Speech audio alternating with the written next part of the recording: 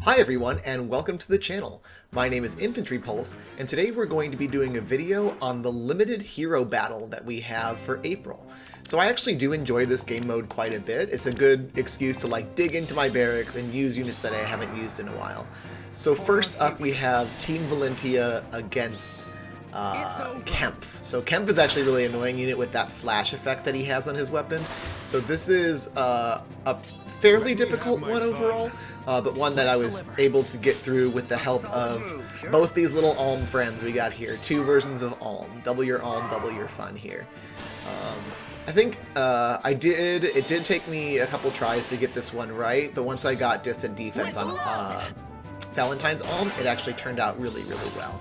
I actually have a good deal of investment on Valentine's Alm right before I started the channel, so when I was running Infantry Pulse, but before I became Infantry Pulse as you know him today, I was using Alm as a frontliner for my Aether Raid's defense, so he actually has a good deal of quite good skills on him. So you see he's got Spurn Joint Drive Attack here. Legendary Alm was kind of the set that I had on him from Lunar Strike, so he's just going with the flow in that aspect. And then Leon is pretty familiar to fans of the channel because of his frequent appearance on my Aether Raid's defense team, so he's a good unit as well. Gonna really overkill this Bow-Cav right now with Deadeye, but that's fine. Doesn't have the best res in the world, obviously, but it will be enough to live that up. And then, of course, Berkut, being the defense tank he is, just tings off that Fire Sweep Bow. But yeah, Leon is actually, because Moonbow isn't going to boost the damage that much, because he has no res stat to begin with, Leon will survive on 1 health. And that wasn't, play-tested, that just actually happened, and I was like, oh, okay, that works. And it does charge up his Deadeye again, which is really useful to take out this Fire Sweep Red Bow that we have. So now I think, I think I need to tank with Valentine's Alm, actually.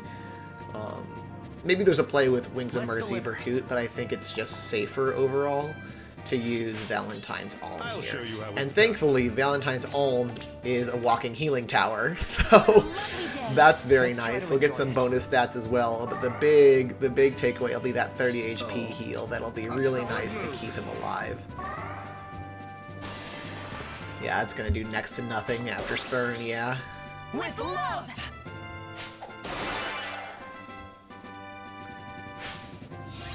So now Kempf is in range, which is a little bit spooky because he's scary, but he doesn't have distant counter, so taking him out with Legendary Alm here is pretty easy, because Legendary Alm has this Flashing Blade set that I do like to use with Desperation, because then he'll fire off Lunar Flash before the opponent can attack. A solid move. Yeah, my brain was like, I should retreat here. I was like, wait, no, I can definitely take out this Lance Knight. And so we do. And see, you see here, Lunar Flash proccing on that second hit got the kill. So I like that Flashing Blade set a lot for Legendary Alm.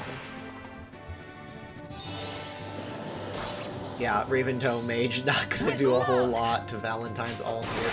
It's really just the Alm boys.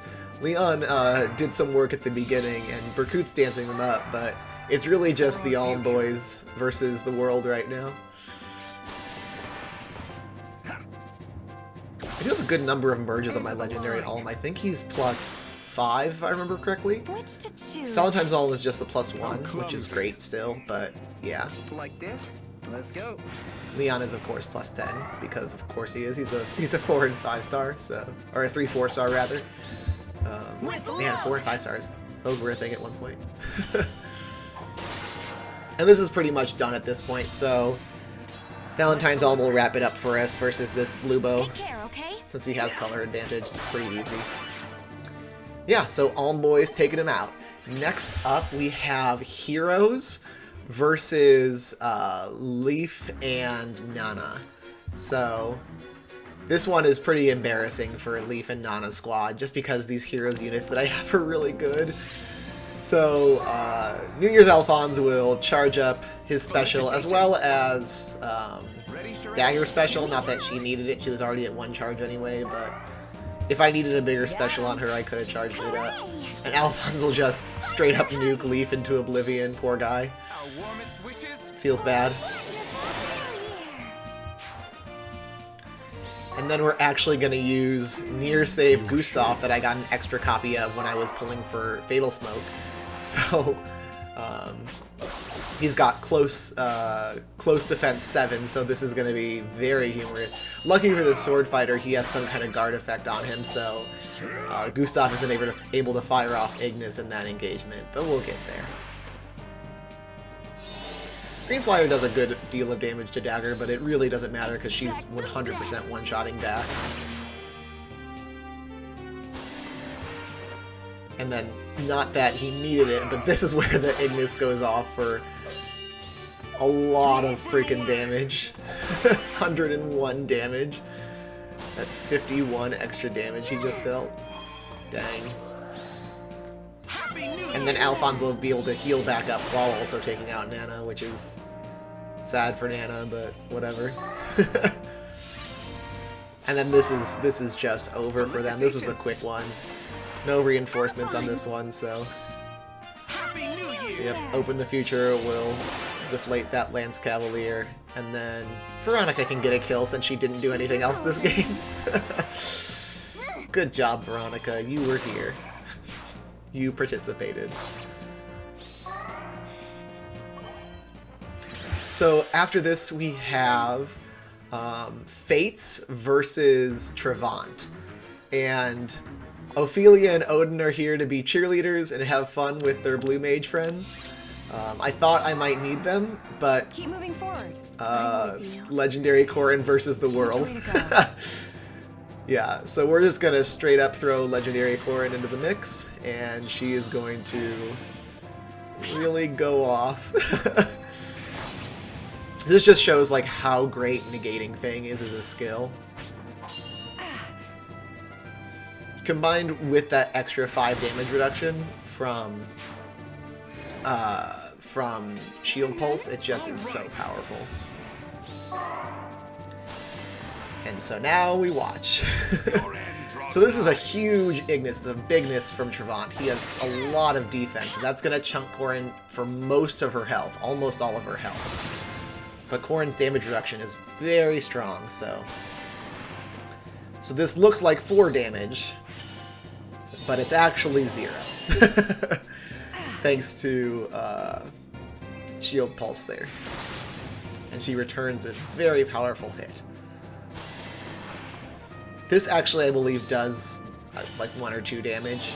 I'm not going to do the quick math. Yeah, it does 1 damage still.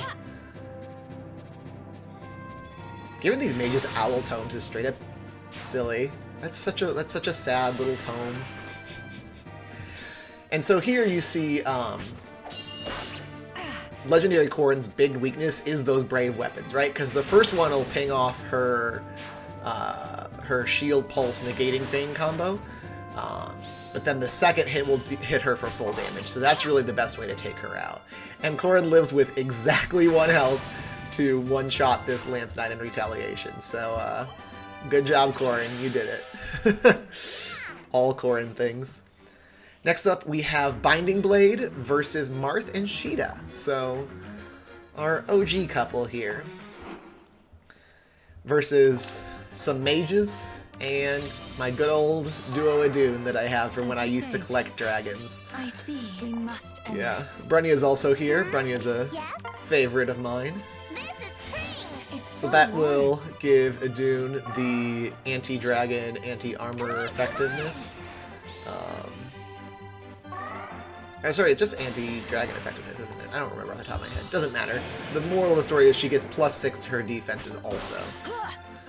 I also realized, in retrospect, that I should be running Iceberg on her. I don't know...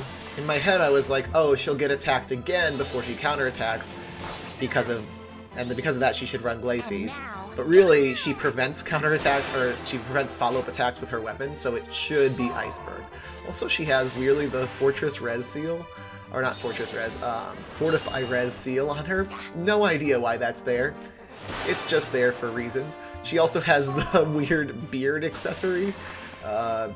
Also because reasons. couldn't tell you why. I think it was just there because I was HM farming her on forging bonds, so they needed that extra little bit of I forget what those are called, like just the points you earn, right? You get bonus points for having accessories, so that's probably what it is. So here comes the Fimblevelter to take out these foes. Very well. I will do my Guinevere, best. sadly, although I am excited that she exists and she's in my barracks now, is just gonna stand and watch for this fight, so she Will repositioned. triumph. She did her job. Good job. And Brenia is just such a good unit. She just tanks through both that green bow and this green mage. Just, okay, that's fine. That's cute that you did that.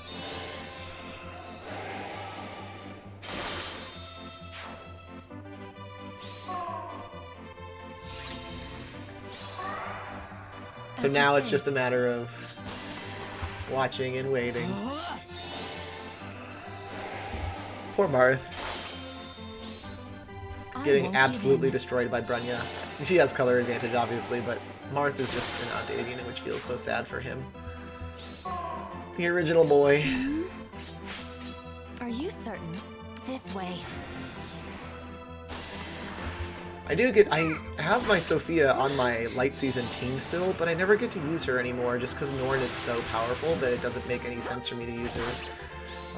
So it's nice to see her tome animation again. I really do think it's really cool. Just that giant pillar of darkness from the sky, you know? And then Brenya will tap off Yes. and finish off Sheeta. Just so we can see that Fimblevelter animation again. I do like the little like snowflake that pops up right before. So there goes Marth and Sheeta. Next up we have the hard one, the Abyssal Yune versus Three Houses. So this one took me a lot of work. I'm almost positive I could have done it with different units and made it happen, but I just like using Kronya so much that I really wanted her to go off. On the lower level difficulties of this map, I was just able to turn one, just Kronya the whole team, but she takes a little bit too much damage in the Abyssal mode, so we actually have to fight it out to the end. So Plagian Dorothea is actually going to be really great here because she's going to give an additional dance to Kronya, which will let Kronya spread out her her Savage Blow, spread out that Savage Blow damage, as well as charge up Ruptured Sky. So now she's able to Special Spiral off with Ruptured Sky. Also, Lysitea now has her Special Spiral ready, so they're both ready to go, and Special Spiral this whole map, firing off Ruptured Skies and Draconic Auras over and over again. So the attack-defense solo was super necessary on Kronya, both to make sure that she secured some of these kills, she's going to exact lethal some of these, but also because she needs that extra defense to live some of these hits that she's got to take. They just have so much HP, these opponents have so much HP that it's hard to cut through with the Vantage strategy. Just a nuisance. But luckily, she pretty well lives this first round of combat and is able to take out, luckily, this red flyer with one hit, so she doesn't have to take that 27 points of damage, you know? So Kronya is actually going to have to tank, just straight up tank that dagger on the right side. We'll leave Lysitea, Net, and Dorothea over here on the left to deal with these units. It's really unfortunate that Lysitea is unable to one-shot that green mana key because it actually does have Lightning Breath that's able to counterattack, which is not super great. But anyway, here comes Annette to be a actually competent combat unit, so that's pretty cool.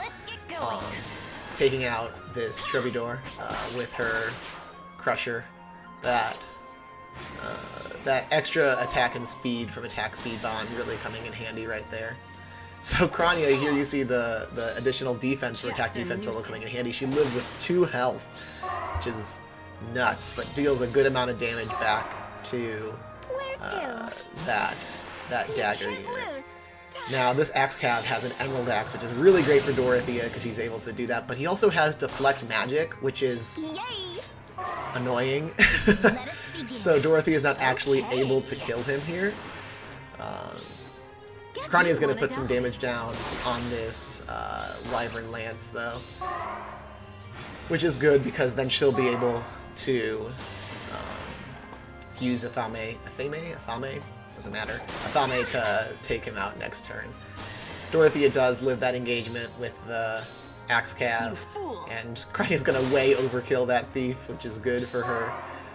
But this Lance Dragon has a little bit more defense, so she actually just gets this exact lethal here, which is very nice. Very, very nice, Miss Kronya. Good job. What should I do? So we're gonna have to run away pretty hard here. Stay far away. Lysitea is gonna absolutely demolish this Axe Cav first, but now we're gonna have to retreat, as it were, because these red tome cav and the blue cav flyer, or the blue mage flyer, are both really, really deadly. There you see a great example of the Ruptured Sky effect being more effective against beasts and dragons. That really paid off right there. Luckily, Annette has a pretty stacked res stat, 33 res with After Fury here, so she's actually able to tank some of those blue hits with color triangle advantage.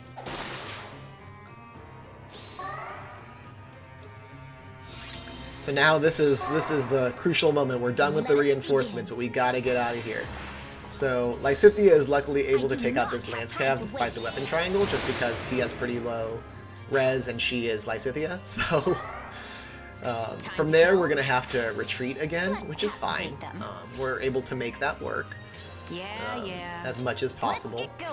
And then Annette's actually gonna have to tank another hit from this blue mage, which we don't love, because it is going to take her down to, what, 2 health after Fury?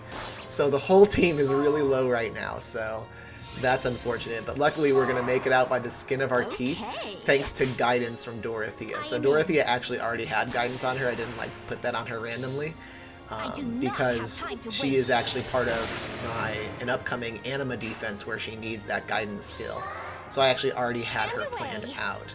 Now the Wings of Mercy lets her hop over, which lets Annette get attack speed bond, which is enough speed and attack that she needs to take out this blue flyer here.